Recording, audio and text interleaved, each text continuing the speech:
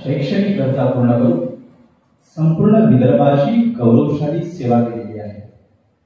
या 65 वर्षाच्या कालखंडामध्ये आमच्या महाविद्यालयाच्या विद्यार्थ्यांनी राजकीय, सामाजिक, सांस्कृतिक व क्रीडा क्षेत्रात उच्च कोटीची प्रगती केलेली आहे। एक्झाम होणार आहे, first sem, second sem. First सेमला तुम्हाला 9 सब्जेक्ट राहतील आणि सेकंड सेमला तुम्हाला 9 सब्जेक्ट राहतील। पण यापैकी चांगली गोष्ट ही आहे की तुमची विद्यापीठाची परीक्षा फक्त 6 पेपर्सची होणार आहे आणि 3 पेपर्स हे कॉलेज लेवलवर होणार आहे। 3 पेपर कुठे होणार आहे? कॉलेज लेवलवर। आणि तुम्हाला एक सीसी म्हणून एक राहणार आहे ऍक्टिव्हिटीज। तुम्हाला माहिती असेल बीकॉमच्या मुलांच्या सीसीच्या ऍक्टिव्हिटीज आपले सर्व प्राध्यापक सुरू केली आहे। त्यांनी गेम्स आहे, स्पोर्ट्स आहे, ज्यांना एनसीसी मध्ये भाग घ्यायचा आहे त्यांना एनसीसी मध्ये त्याच्यात भाग घेतो, एसएस मध्ये भाग घेतो, याच्यावर तुम्हाला 100 मार्क राहणार आहे। म्हणजे सीसी नुसतं नाव आहे, जर आपण काही केलं नाही तर आपल्याला मार्क मिळतील अशाचा भाग त्याच्यामध्ये राहणार नाही। तुम्हाला त्याच्यावरती पूर्ण 100 मार्क्स राहणार आहे आणि सगळ्यांना सीसी मध्ये पार्टिसिपेट करायचं आहे। एक्झाम ज्या तुमच्या 2 होणार आहे त्या प्रत्येक एक्झाम साठी तुम्हाला एक्झाम फॉर्म भरणं पण आवश्यक आहे। नाही एकदा एक्झाम फॉर्म भरला आणि आपल्या दोन्ही परीक्षा झाला असं बरेचदा विद्यार्थ्यांना वाटतं। तुम्हाला वर्षातून 2दा म्हणजे एक फॉर्म एक्झाम फॉर्म फर्स्ट सेमिस्टरचा आणि एक एक्झाम फॉर्म तुम्हाला सेकंड सेमिस्टरचा भरायचा आहे आणि सगळ्यांना कंपल्सरी तुमचा आपण एक छोटा करून टाकलाय। प्रत्येक चॅप्टर जे सब्जेक्ट्स आहेत ते तुम्हाला 4 युनिट्स दिले आहेत, म्हणजे 4 चॅप्टर प्रत्येक विषयाचे राहणार आहे। त्यामुळे अभ्यास सोपी आहे, फेल व्हायचे चान्सेस फार कमी आहेत। त्यामुळे सगळ्यांनी जर चांगला अभ्यास केला तर तुम्हाला त्याच्यामध्ये नक्की।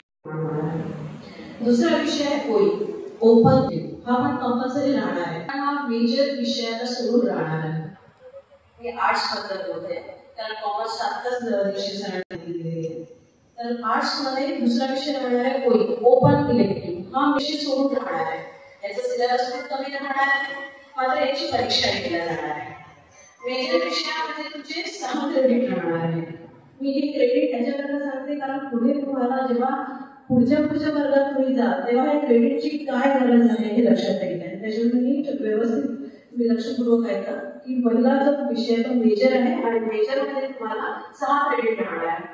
त्याचा प्रॅक्टिकल सब्जेक्ट असेल त्याला 3 राहणार आहे, म्हणजे मेजर 1, मेजर 2 आणि मेजर 3। आणि ज्याचा नॉन प्रॅक्टिकल आहे त्याला मेजर T1 आणि मेजर T2 या पद्धतीने 6 क्रेडिट आकारले जाणार आहे। ओई हा मुक्त विषय आहे, याच्यामध्ये तुम्ही अदर दॅन मेजर घेणार आहात, म्हणजे मेजर विषय सोडून तुम्ही हा ओई विषय घेणार आहात। जसं आता मेजर जर पॉलिटिकल सायन्स, मेजर जर इकॉनॉमिक्स, मेजर जर होम इकॉनॉमिक्स घेतला तर अदर दॅन तुम्हाला मराठी लिटरेचर, इंग्लिश लिटरेचर किंवा जो मेजर घेतला त्याच्या व्यतिरिक्त राहणार आहे। अभ्यासक्रम पण फार कमी राहणार आहे, याचे क्रेडिट मात्र 4 राहणार आहे। त्याच्यानंतर आहे बीएससी व्होकेशनल स्किल कोर्स, हा मेजरशी कनेक्टेड राहणार आहे, म्हणजे याची याच्यामधली जी गरी आहे याची कमी करता येईल आणि त्या उद्देशाने तुम्हाला तशा प्रकारचे कोर्सेस दिले जाणार आहेत। त्याच्यानंतर एईसी ॲबिलिटी एनहान्समेंट कोर्स, म्हणजे हा टोटली इंग्लिश किंवा लँग्वेजशी कनेक्टेड राहणार आहे। त्याचं 2 क्रेडिट राहणार आहे। याच्यामध्ये थेअरी 50 मार्काची आणि ऍक्टिव्हिटी 50 मार्काचा, असं टोटल 100 मार्काचा हा पेपर राहणार आहे। त्याच्यामध्ये एक्झाम युनिव्हर्सिटी घेणार आहे 50 मार्काची आणि प्रोजेक्ट 50 मार्काचा आहे। जर तुम्ही महाविद्यालयात हजर नाही राहिला एईसी संदर्भात तर तुमचे मार्क कमी होतील आणि मार्काचा काय इफेक्ट होतो हे मी तुम्हाला पुढे सांगणार आहे। फर्स्ट सेमिस्टरला इंग्लिश राहणार आहे आणि सेकंड सेमिस्टरला मराठी किंवा संस्कृत राहणार आहे। त्यामुळे तुमची जी पे स्लिप दिली आहे तुम्हाला किंवा ऍडमिशन स्लिप दिली आहे त्याच्यामध्ये सगळे विषय नोंद करून दिलेले आहेत। एईसी ॲबिलिटी एनहान्समेंट कोर्स विद्यापीठाद्वारे या परीक्षेचं मूल्यमापन होईल आहे। याच्यामध्ये अकॅडमिक आणि प्रोफेशनल डेव्हलपमेंट संदर्भात तुम्हाला माहिती मिळणार आहे।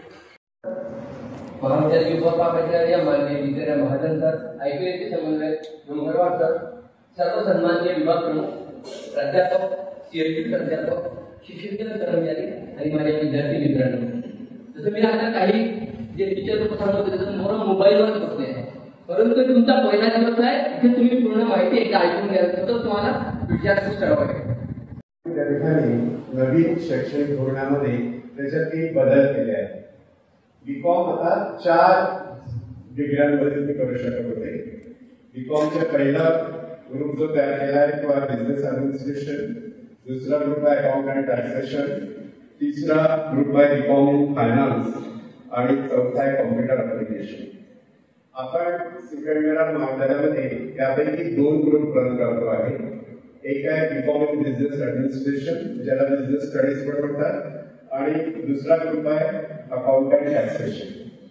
आता बिझनेस स्टडीज आणि अकाउंट अँड टॅक्सेशन मध्ये डिफरन्स काय आहे, त्याच्यात वेगळं काय आहे, तर ज्या विद्यार्थ्यांना अकाउंट मध्ये डिफिकल्टी वाटते, अकाउंट कठीण वाटतं, अकाउंट मध्ये आपण तेलुगू मध्ये एक्झाम होणार आहे. First sem second sem. First सेमला तुम्हाला 9 सब्जेक्ट राहतील आणि सेकंड सेमला तुम्हाला 9 सब्जेक्ट राहतील. पण यापैकी चांगली गोष्ट ही आहे की तुमची विद्यापीठाची परीक्षा फक्त 6 पेपर्सची होणार आहे आणि 3 पेपर्स हे कॉलेज लेवलवर होणार आहे. 3 पेपर कुठे होणार आहे? कॉलेज लेवलवर. आणि तुम्हाला एक सीसी म्हणून एक राहणार आहे ऍक्टिव्हिटीज. तुम्हाला माहिती असेल बीकॉमच्या मुलांच्या सीसीच्या ऍक्टिव्हिटीज आपले सर्व प्राध्यापक सुरू केली आहे. त्यांनी गेम्स आहे, स्पोर्ट्स आहे, ज्यांना एनसीसी मध्ये भाग घ्यायचा आहे त्यांना एनसीसी मध्ये त्याच्यात भाग घेतो, एसएस मध्ये भाग घेतो. त्याच्यावर तुम्हाला 100 मार्क राहणार आहे. म्हणजे सीसी नुसतं नाव आहे, त्याचं आपण काही केलं नाही तर आपल्याला मार्क मिळतील अशाचा भाग त्याच्यामध्ये राहणार नाही. तुम्हाला त्याच्यावरती पूर्ण 100 मार्क्स राहणार आहे आणि सगळ्यांना सीसी मध्ये पार्टिसिपेट करायचं आहे. एक्झाम ज्या तुमच्या 2 होणार आहे त्या प्रत्येक एक्झाम साठी तुम्हाला एक्झाम फॉर्म भरणं पण आवश्यक आहे.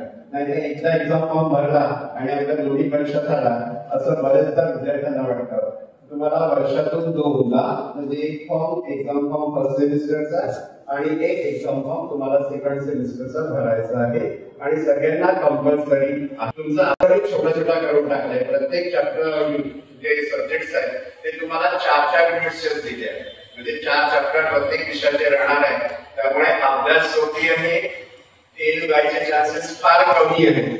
त्यामुळे सगळ्यांनी जर चांगला अभ्यास केला तर तुम्हाला त्याच्यामध्ये नक्की आवश्यक आहे आणि त्यासाठीच मी इथं आपल्यासमोर उभा आहे. मित्रांनो, आपल्या महाविद्यालयाचा हा दैदिप्यमानचा इतिहास आहे, गौरवशाली इतिहास आहे. ते बाजूला तुम्ही 2 फोटो बघता आहात, ते 2 महाराष्ट्राचे फोटो आहेत, गोखले आणि काकडे साहेब यांनी 1930 मध्ये सिकंदरा शिक्षण संस्था सुरू केली. कालच आपल्याला राष्ट्रसंत नागपूर विद्यापीठाचा आदर्श शिक्षण संस्थेचा पुरस्कार मिळालेला आहे. आणि 1960 मध्ये सिकंदरा महाविद्यालयाची स्थापना झाली. आज जसं अमरावती विद्यापीठात म्हणून झाली. तुम्ही सिलेबस मध्ये ज्या पुस्तकांचा अभ्यास करता त्यातील बरीच पुस्तकं सिकंदराच्याच प्राध्यापकांनी लिहिलेली आहेत. सांस्कृतिक क्षेत्रात देखील वेगवेगळ्या स्पर्धांमध्ये सांस्कृतिक स्वरूपाच्या ज्या परीक्षा स्पर्धा होतात तिथं आपल्या महाविद्यालयाच्या विद्यार्थ्यांनी राज्य पातळीवर आपलं नाव मोठं केलेलं आहे. राजकीय क्षेत्र असो, गिरीश व्यास वगैरे यांचं नाव तुम्ही एक असं कुठे व्यक्ती राजकीय क्षेत्रामध्ये अशोक फड आहे. म्हणजे एकाच पार्टीचे नाही तर वेगवेगळ्या पार्टीमध्ये सुद्धा आपल्या महाविद्यालयातील विद्यार्थी आहेत. 2025 चा आदर्श शिक्षण संस्था हा पुरस्कार प्राप्त झाला. कालच समारंभपूर्वक दिला गेला. परंतु एखादी शिक्षण संस्था मोठी होते तिचा लौकिक होतो. विद्यार्थ्याला शिक्षण संस्थेचे जे माजी विद्यार्थी आहेत, अगदी म्हणजे जे फोटो जे लागले आहेत गोखले साहेब आणि कापड साहेब यांनी ज्यांना शिकवलेलं आहे त्या दत्ता मेघेंना जीवनमृती पुरस्कार मिळाला आहे. म्हणजे सीपीआय शिक्षण संस्थेचा काय लौकिक आहे तुमच्या लक्षात असेल.